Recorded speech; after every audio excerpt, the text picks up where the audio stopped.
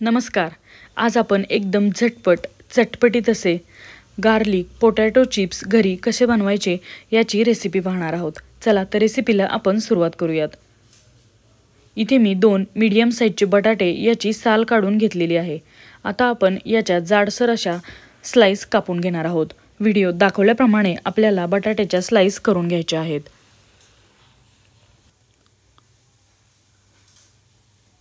Recipe एकदम झटपट तयार होते व चवीला अतिशय अप्रतिम लागते. संध्याकाळच्या चहासोबत तुम्ही ही नक्की ट्राय करू शकता. आपल्या सर्व स्लाइस कापून झालेले आहेत. अशा प्रकारे जाडसर आपल्याला स्लाइस कापायचे आहेत. आता इथे मी एका पॅनमध्ये 1 चमचाभर एवढं तेल घेतलेलं आहे. तेल व्यवस्थित गरम झालं की आपण यामध्ये बटाट्याच्या स्लाइस घालणार आहोत.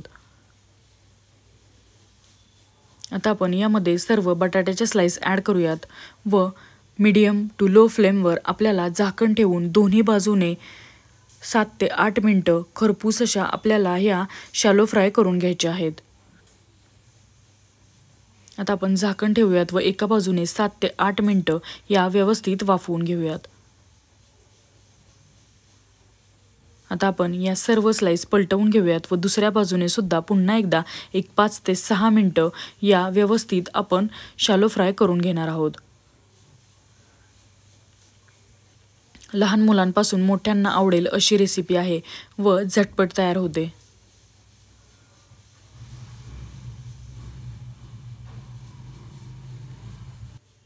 अशाच भरपूर स्नॅक्सच्या रेसिपीज आपल्या चॅनलवर अपलोड केलेल्या आहेत. त्या तुम्ही स्नॅक्स रेसिपी या प्लेलिस्टमध्ये जाऊन पाहू शकता.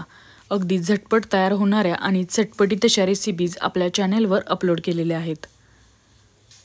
आता इथे मी एक लाल कमी तिखट हिरवी मिरची घेतलेली आहे. आता आपण ती चॉप करून यामध्ये घालणार आहोत. एकदम बारीक चिरून मी घेतलेली होती.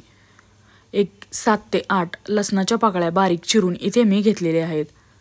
चवीप्रमाणे आता आपण यावर मीठ घालणार आहोत व हे सर्व 3 ते 4 मिनिटं आपण व्यवस्थित तेलामध्ये फ्राय करून घेणार आहोत.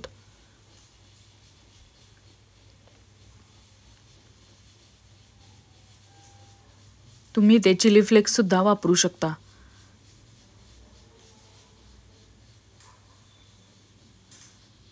आता इथे मी 1 चमचाभर बटर घातलेलं आहे. बटर ॲड केल्यानंतर पुन्हा एकदा 1 मिनिटभर आपण हे सर्व व्यवस्थित परतवून घेऊयात.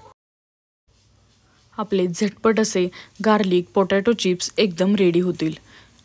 जर तुम्हाला ही रेसिपी आवडली तर प्लीज लाईक करा, शेअर करा. सातारकर माधुरी या यूट्यूब चॅनलला सबस्क्राईब करा, जेणेकरून अशाच पद्धतीच्या नवनवीन चटपटीत रेसिपीज तुम्हाला पाहायला मिळतील. धन्यवाद.